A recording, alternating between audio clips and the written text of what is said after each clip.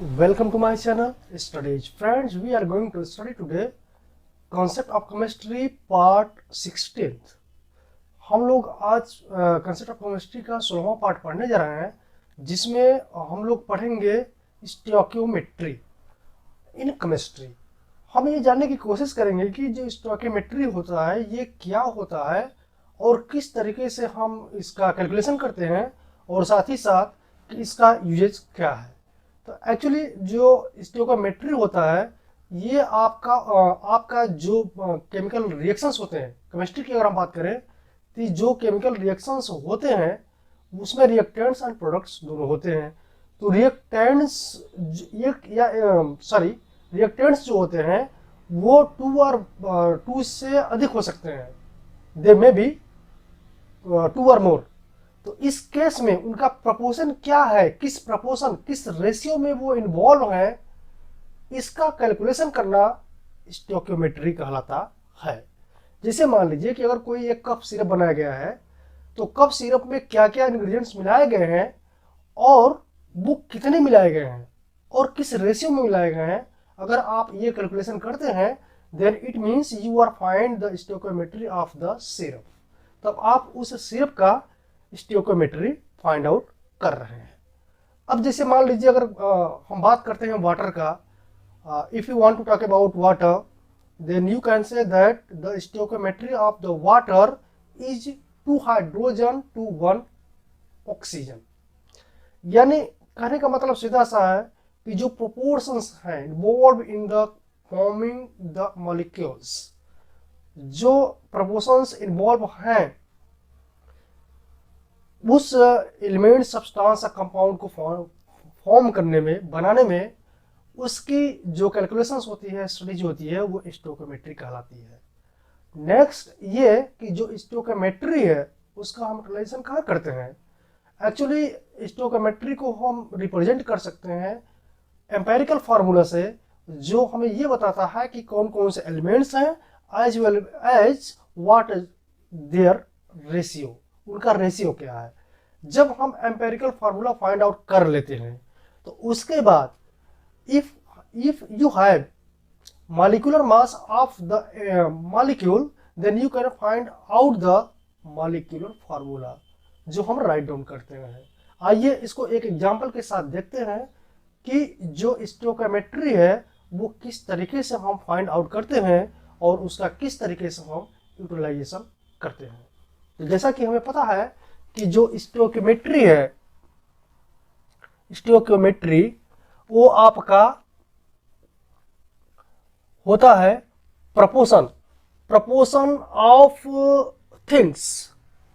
किसी भी वस्तु के प्रपोर्शंस को वो डिनोट करता है। प्रपोर्शंस का यहाँ मतलब ये है कि ratio, if there are more one or more substances involving in a process then what is the ratio of them, उनका रेशियो क्या है। तो इस तरीके से हम यहाँ पर देखें तो जो एक स्टोइकियोमेट्री है, स्टोइकियोमेट्री वो आपका प्रपोर्शन को रिप्रेजेंट करता है और इससे हम एम्पेरिकल फार्मूला फाइंड आउट कर सकते हैं। या सेकेंड फॉर्म में हम अगर ये बोलना चाहें तो बोल सकते हैं कि जो एम्पेरिकल फार्मूला है actually it is the representation of stoichiometry in the form of symbol के फॉर्म में।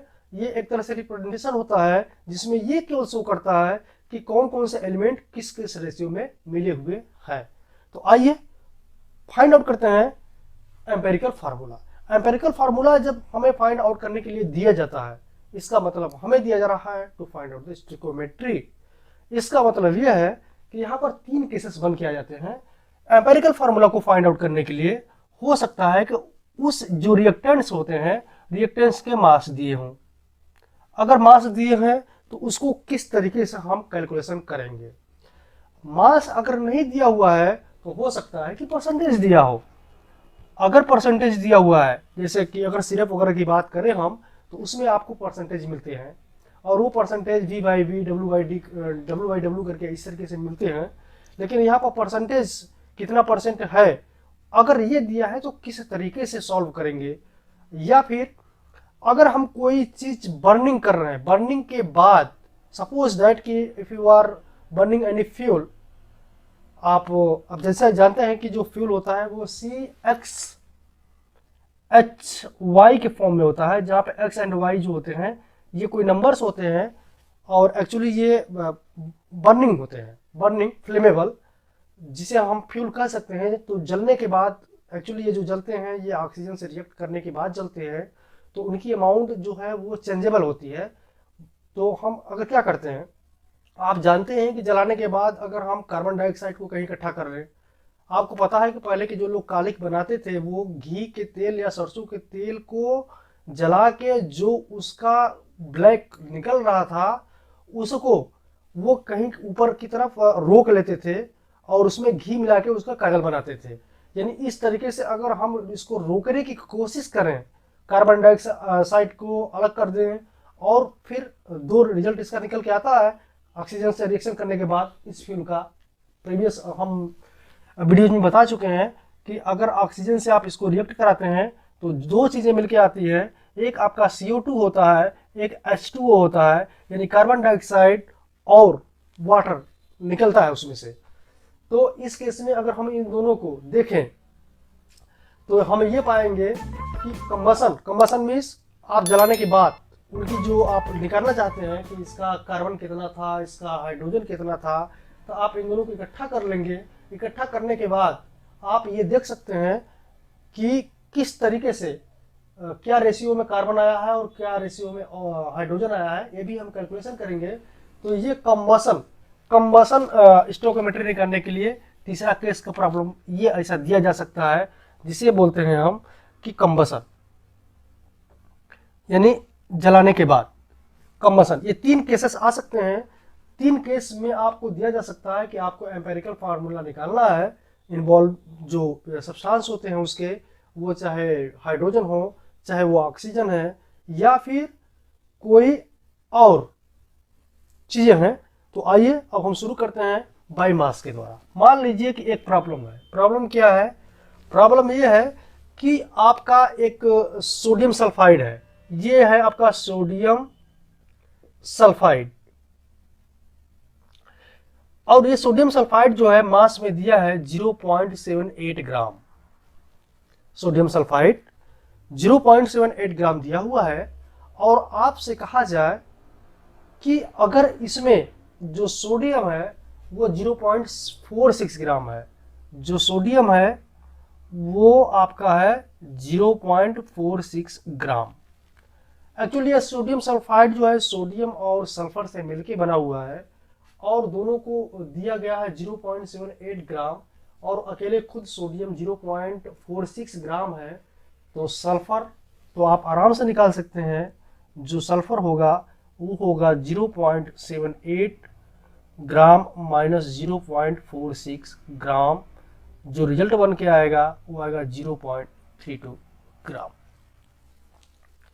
तो इस तरीके से देखें कि सोडियम सल्फाइड का एक कंपाउंड था जिसमें सोडियम 0.46 ग्राम एंड जो सल्फर था वो 0.32 ग्राम था। अब हम ये जान लेते हैं कि इनका नंबर ऑफ मोल कितने हैं, कितना इन्वॉल्व है। एक्चुअली जो हम स्टोइकियोमेट्री निकालने की बात करते हैं, प्रोपोर्शन से निकालने की बात करते हैं, then we are talking about the number of moles present in the compound.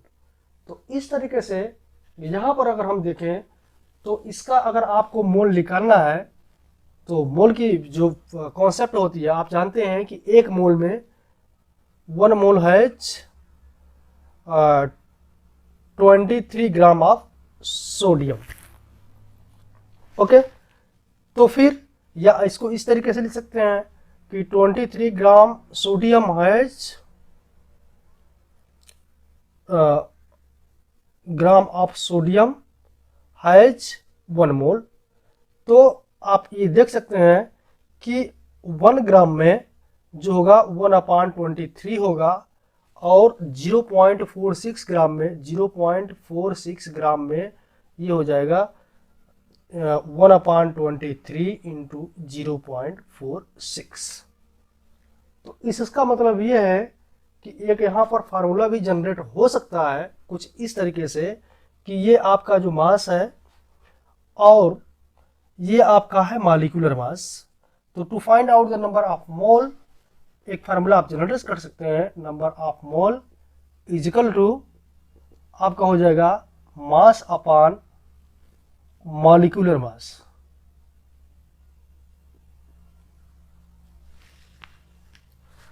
जब यहां पर हम इसको फाइंड आउट कर रहे हैं तो यहां पर आपका आएगा 0.02। ये था सोडियम का, जो हमारे पास वेट अवेलेबल था वो 0.46 ग्राम का था, और इसका जो मॉलिक्यूलर मास होता है वो 23 होता है। सॉरी, इसका जो 1 मोल में 20 मोलर मास इसका जो होता है वो 23 ग्राम होता है। इसका मतलब नंबर ऑफ मोल्स 0.02 हुआ। ठीक उसी तरीके से सल्फर की अगर बात करें तो सल्फर आपका 0.32 है, तो 0.32 अपान इसका जो मोलर मास है वो 32 है। जब इसको हम डिवाइड करेंगे तो 0.01 करके आएगा। यानी इनका जो रेशियो है वो सोडियम का आपका है 0.02 और जो सल्फर है उसका है 0.01। इसका मतलब ये 2:1 में इन्वॉल्व है।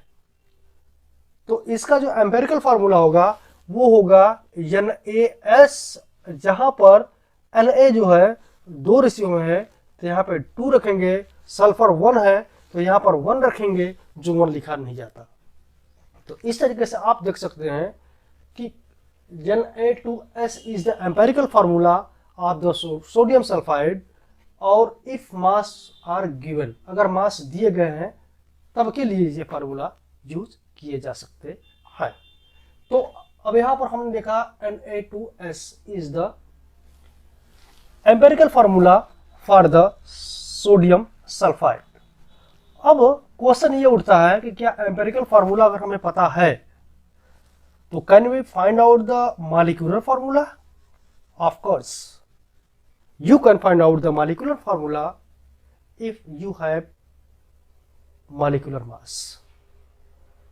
अगर आपको पता है molecular mass then you can find out easily molecular formula। जैसा कि यहां पर सोडियम है और सोडियम का 23 होता है, तो 23 इंटू 2 प्लस अब आपका जो ये है सल्फर का आपका होता है 32। यानी एम्पेरिकल फार्मूला का जो वेट बन रहा है वो कितना बन रहा है? 2 3 जा 6, 2 2 जा 4 प्लस 32, ये आपका हो जा रहा है 78 ग्राम। और जब आप पता करेंगे कि सोडियम सल्फाइड का जो मॉलिक्यूलर मास होता है वो भी 78 ग्राम ही होता है। इसका मतलब यह है कि 78 ग्राम अपान 78 ग्राम यानी उतना ही होगा जितना एम्पेरिकल फार्मूला है। इसका मतलब सीधा सा हुआ कि सोडियम सल्फाइड का जो एम्पेरिकल फार्मूला है और मॉलिक्यूलर फार्मूला है बोथ आर सेम, दोनों एक ही होते हैं, क्योंकि एम्पेरिकल फार्मूला का जो मास निकला हुआ है वो 78 ग्राम है और जो मॉलिक्यूलर फार्मूला का मास है वो 78 ग्राम है। यानी 1 टाइम्स ही जाएंगे, यानी Na2S ही जाएगा। ओके, तो इस तरीके से हम अगर एम्पेरिकल फार्मूला निकाल लेते हैं तो मॉलिक्यूलर फार्मूला इजीली निकाल सकते हैं। अब आते हैं दूसरा केस देखते हैं। दूसरा केस कुछ इस तरीके से अगर हो, if you want to write down you can write down और you can take a screenshot of the problem. तो मास में था सोडियम सल्फाइड 0.78 ग्राम, सोडियम जिसमें 0.46 एंड सल्फर था आपका 0.32 ग्राम, and we were asked to find out the stoichiometry or the proportions of the sodium and sulfur to make sodium sulfide। now अगर percentage में दिया हो तब क्या करेंगे, आइए इसको भी देख लेते हैं और किस तरीके से सॉल्व करने की कोशिश करते हैं। एक्चुअली कंपटीशंस के एग्जाम में आप कोई भी कंपटीशन का एग्जाम्स दीजिए, उसमें परसेंटेज के क्वेश्चंस आते हैं, but we are studying here chemistry. लेकिन यहाँ पर यह है कि अगर कोई प्रॉब्लम परसेंटेज में आ जाता है तो उसको किस तरीके से कॉन्सेप्चुअली सॉल्व करते हैं परसेंटेज के प्रॉब्लम को किस तरीके से हैंडल करते हैं, मैं आपको यहाँ पर एक आइडिया दे रहा हूँ कि जब सपोज दैट आपके पास एक क्वेश्चन है, you are imposed and questions before you, तो ये कुछ इस तरीके से अगर है कि मान लीजिए कि आपका एक सोडियम है, एक कंपाउंड में सोडियम, ये आपका सोडियम जो है ये 59% है, 59%, ओके, और जो सल्फर है वो 41% है।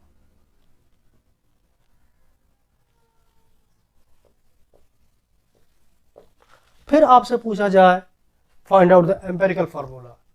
एक कंपाउंड है सोडियम सल्फाइड का, सोडियम सल्फाइड में आपका 59% आपका सोडियम एंड 41% आपका सल्फर है। तो जब भी परसेंटेज के क्वेश्चंस आते हैं हम उसको 100 मान के सॉल्व करते हैं। हम जब भी वी ऑलवेज एज्यूम 100, चाहे वो ग्राम हो चाहे वो किलोग्राम हो, संख्या में है तो 100 रुपीज, अगर मनी की बात करें और संख्या में है तो 100, यानी परसेंटेज के जितने भी क्वेश्चंस होते हैं उन्हें प्रॉब्लम को सॉल्व करने के लिए हम हमेशा 100 मान के चलते हैं। तो मान लो कि जो सोडियम सल्फाइड है उसका पूरा कंपाउंड 100 ग्राम है। अगर 100 ग्राम है तो 59% सोडियम है, तो इसका मतलब यह हुआ कि 59 ग्राम सोडियम हो गया, 59 ग्राम सोडियम एंड 41 ग्राम आपका हो गया, 41 ग्राम आपका हो गया सल्फर। अगर ऐसा होता है तो 59 ग्राम सोडियम और 41 ग्राम सल्फर, तो उस केस में अब आ गए हम सीधे मास पर, यानी परसेंटेज को कन्वर्जन कर दिया हमने मास में, और पहले की तरह जिस तरीके से प्रॉब्लम को सॉल्व किया था उस तरह प्रॉब्लम को हम सॉल्व करेंगे। तो यहां पर 59 ग्राम सोडियम जो है ये कितना मोल है, जैसा कि हमें पता है कि जो आपका सोडियम है वो 23 था। तो नंबर ऑफ मोल्स निकालने के लिए आप लिखेंगे 59/23। नंबर ऑफ मोल्स निकालने के लिए सोडियम का 59/23, जब आप डिवीजन करेंगे तो अप्रोक्सीमेटली ये जो आएगा ये आपका आएगा 2 3 6, 3 3 9। ये अब डिवीजन करने के बाद ये आपका लगभग 0.3 टाइम्स जाएगा अप्रोक्सीमेटली, और ये जो सल्फर है इसका 41/32 है, ये अप्रोक्सीमेटली ये जो आपका जा रहा है 1 टाइम्स जा रहा है। तो इस तरीके से यहाँ पे 3:1 निकला। देखिए जब नंबर ऑफ मोल्स हम निकालते हैं तो नंबर ऑफ मोल्स को एक डिस्क्रीट वैल्यू में निकाला जाता है। जब आप इसको डिवाइड करेंगे तो आपको रेशियो फाइंड आउट करना है। एग्जैक्टली आप इसको डिवाइड करेंगे तो इस तरीके से डिवाइड कर सकते हैं और इसका रेशियो निकाल सकते हैं। सपोज दैट जैसे 59 हो गया, 23 से हमने भाग दिया, डिवीजन किया, तो ये जाएगा 3 टाइम्स तो नहीं जाएगा, 2 टाइम्स जाएगा, और इस तरीके से हमने यहाँ पर माइनस किया,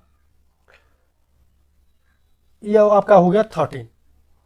ये आप पॉइंट लगाएंगे तो यहाँ पर आप 0 बढ़ाएंगे, ये अप्रोक्सीमेटली 5 टाइम्स जाएगा। ज़्यादा हम डिवीजन करने की कोशिश नहीं करेंगे। तो 5 3 15, 1 5 2 10 11, 150 आ गया यहाँ पर। अब उससे आगे तो नहीं जा सकता था।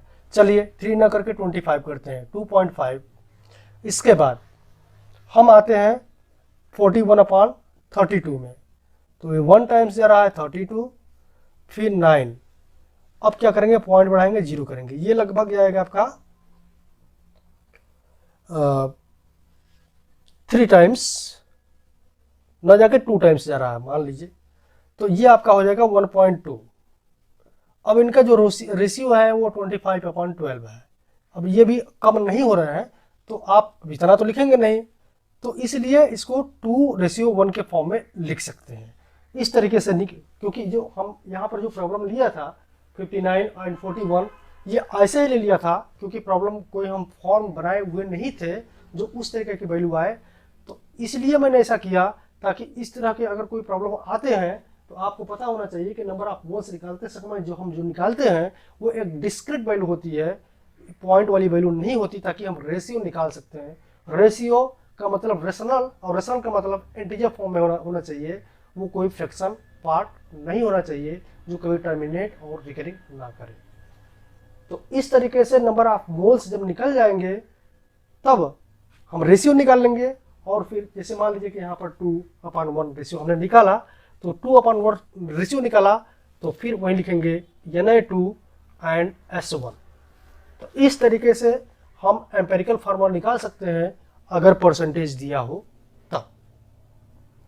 फिर आगे बढ़ते हैं, और आगे बढ़ने के बाद देखते हैं कि अगर कंबशन के फॉर्म में दिया हुआ हो तो उस तरीके से प्रॉब्लम को सॉल्व करने के लिए हम कौन सा स्ट्रेटजी फॉलो करेंगे, कौन सी स्ट्रेटजी हमें अडॉप्ट करनी चाहिए। तो आइए अब उसको देख लेते हैं। अगर कंबशन की बात है, सपोज दैट कि आपको अगर एक कार्बन हाइड्रेट जिसमें कार्बन और हाइड्रोजन का मिक्सअप होता है, आपने वो जलाया,